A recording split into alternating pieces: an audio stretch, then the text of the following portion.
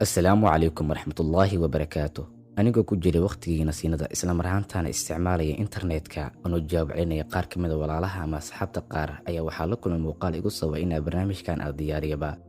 Haddaba intaan u gelin muuqaalka waxaynu kaa codsanaynaa haddii ay tahay booqashadaadii ugu horeysay na soo booqato inaad rukumato kanaalka oo subscribe gareedo. Sidoo kale muuqaalka like saar una dir asxaabtaada kale oo sii share garee ilaa waxaan dhawaan saaranahay wadadii guusha aan ku talaabsan lahayn. haddaba walaal waxaynu kaa codsanaynaa haddii booqashadaadii ugu horeysay ay tahay inaad nagu soo biirto aad ayaad u mahadsan tahay kusoo dhawaada muuqaalkeenna. haddaba muuqaalkani aad ujeedaan wuxuu bixinayaa cashir muhiima taas waa gardarada iyo dulmiga inaysan ahayn wax wanaagsan weliba qayb dambe aan ku sharxi doono dulmiga iyo weliba waxyaabo qaar oo aan ka hadli doono sida diinta islaamku ay ka tiri iyo sidoo ilaahay subxaanahu watacaala iyo rasuulka calayhi salaatu wasalaam inoogu sheegay dulmiga dhibaatadiisa. haddaba waxaad arkaysaa muuqaalkani ninkan dushani saaran inuu isku dayo inuu dhibaateeyo ninkaani hoosta jooga isla marhaantana nadiifinaya meelaha ama dhinacyada hareeraha dabaqani ama guriganba isagoo isku dayo inuu ku dhibaateeyo qashin iyo waxyaabo la mid ah. sidoo kale wuxuu samayn doonaa inuu gaari uu soo qaato una soo dhaweeyo si uu ninkan iskugu naxo. wuxuu ku faraxsan yahay xumaanta ama dhibaatada ninkan uu ku sameynayo. ninkani maaha mid dhig u dhigaya ninkan wuxuu ku sameynayo walow gardarada iyo dulmigu aysan ahayn wax wanaagsan, haddana ninkan isagoo ku faraxsan ninkan inuu ku jeesjeeso isla marhaantan dhowr mar isku dayo inuu dhibaateeyo oo mar uu wax ku tuuro, mar gaari u soo qaato, mar alaabtii iyo qashinkii uu habeystay uu ka daadiyo ayaa haddana ninkan waxaa ku dhici doonta wax la yaab leh oo aad arki doontaanba. sidaad u jeedaan wuxuu ku faraxsan yahay dhibaatada ninkan uu ku sameynayo. haddaba ninkani maxaa ku dhacay markuu qashinka ka daadiyey? wax cajiib ayaa dhici doona. isagoo ku faraxsan dhibaatada uu geystay ayaa waxaa jiri doona gaari, dhulka ayuuna ku dhici doonaa. gaari ayaa jug siiyey, gaarigina wuu ka tegey. wuxuu la dhibaatoonaya ama ula jiifaa waa xanuun haya maadaama uu gaarigu jiiray.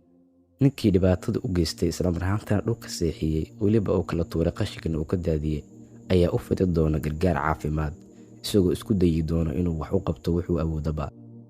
haddaba ugu dambee dulmigii, gardaradii iyo kibirkiiba wuxuu soobay inuu xaaladani u galo ninkani. waa marxalad dabcan aad u xun. isagoo ku faraxsanaa caafimaadka la siiyey qof bini'aadama inuu dulmiyo ayuu farxad ku dareemi jiray. maanta isaga ayaa ahba qof aan soco karin isla marhaantana hadli karin oo la saarayo weeljarka isla marhaantana laga soo qaadayo. haddaba ugu dambeyn ninkani waad u jeedaan marxaladda uu hadda galay. wuxuu galay marxalad aan hadal lahayn, socod lahayn, isla marhaantana ah qof weeljarka la saarayo laga soo qaadayo sariirta la geyn karo oon waxba kala ogeyn haba yaraatee. waayo wuxuu ku faraxsanaa inuu dulmiyo qof maskiina aan waxba ka hadlayn weliba qof aan waxba ka galabsan isla marhaantana wada holo nadaafadeed isagoo ku faraxsanaa dhibaatada u geysan doono miiran ogeyn in xaaladan u geli doono. waa marxalad uusan hadli karin, socon karin, waxba uu qabsan karin oo ah qof laga soo qaadayo sariirtiisa la saarayo weeljarka isla marhaantana lagu celinayo oo aan awoodinba inuu hadlo iska daa wax kale. dabcan wuxuu u reebayaa taleefanka, wuxuuna isku dayayaa inuu haddii wax qaldan uu la kulmo uu taleefanka kala soo hadlo iyo wax la mid a. laakiin ma ahan qof hadli kara, qof soco kara iyo qof wax dareemi kara intaba, waayo xaaladiisa caafimaad wanaagsaneed waa mid ka faa'iidaysa waaye.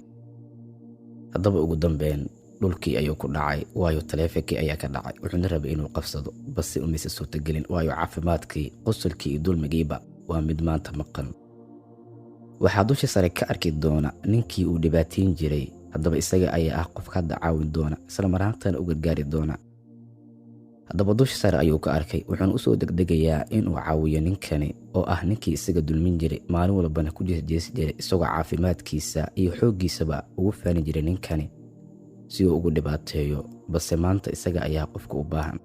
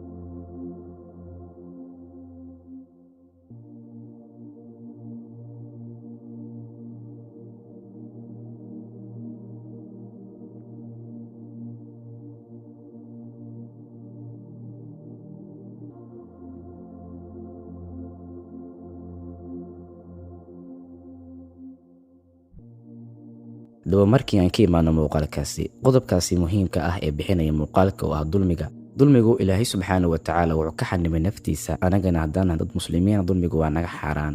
kuwa daalimiinta ah ee dulmiga ku dhaca ilaahay subxaanahu watacaala wuxuu yidhi ha u malaynina inuu mog yahay ilaahay subxaanahu watacaala kuwa daalimiinta ah. maalin ayuu ilaahay subxaanahu watacaala u dibdhigayaa oo la sugayaa qiyaamaha, maalin uu araggooda taagmayo oo ilaahay subxaanahu watacaala naarta u diyaariyey ayaa ilaahay u dabdhigayaa subxaanahu watacaala. sidoo kale dulmigu waa sifo ka mid a sifooyinka ugu xun ee qofka muslimka uu yeesho ilaa qof ilaahay subxaanahu watacaala badbaadiye mooyaane.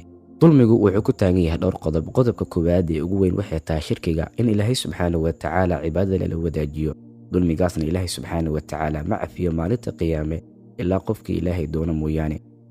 qodobka labaad oo dulmiga ku taagan yahay waa gardarada iyo qofka in la dulmiyaba.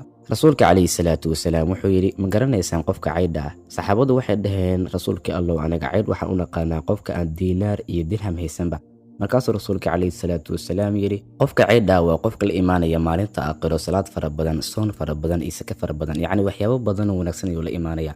kadib waxaa jiri doona addoonkaasi addoommo fara badan oo wax ku sheega doono. waxaa jira mid dhihi doona waa idil aniga, waxaa jira mid dhihi doona waa idulmiye, waxaa jira mid dhihi doona waa ixaaside. waxaa jira addoommo fara badan oo wax ku sheega doona qofkaasi maalinta aakhiro. haddaba waxaa laga soo qaadayaa wanaaggii faraha badan uu watay, waxaana dusha laga saarayaa dadkii wax u geystay islamarahaantana wax ka tabanayeen. haddii ay dhacdo in wanaaggiisa ka dhammaado islamarahaantana jiraan dad kale oo weli xumaan ka sheeganaya ninkani, waxaa laga soo qaadi doonaa xumaantooda ama dembigooda, waxaana dusha laga saari doonaa isaga. sidaas ayuu naar ku mutaysan doonaa. qofka caydha dhabta ahna waa qofka noocaasa. haddaba walaalayaal dulmigu waa sifa aad u xun. rasuulka calayhi salaatu wasalaam wuxuu yidhi iska ilaaliya dulmiga, maxaa yeelay maalinta aakhiro waa mugdiye. haddaba walaalayaal ugu dambeyn waxaa idin leenahay dulmigu waa sifa halis oo qofka muslimka uu yeesho ilaahay subxaanahu watacaala naftiisa ayuu ka xanibay, annagana waa naga xaaraan. haddaba walaalayaal waxaan rajaynaynaa in muuqaalkani bixiyey cashir muhiima oo aan qaadan doonno insha allahu tacaala. wassalaamu calaykum waraxmatullaahi wabarakaatu.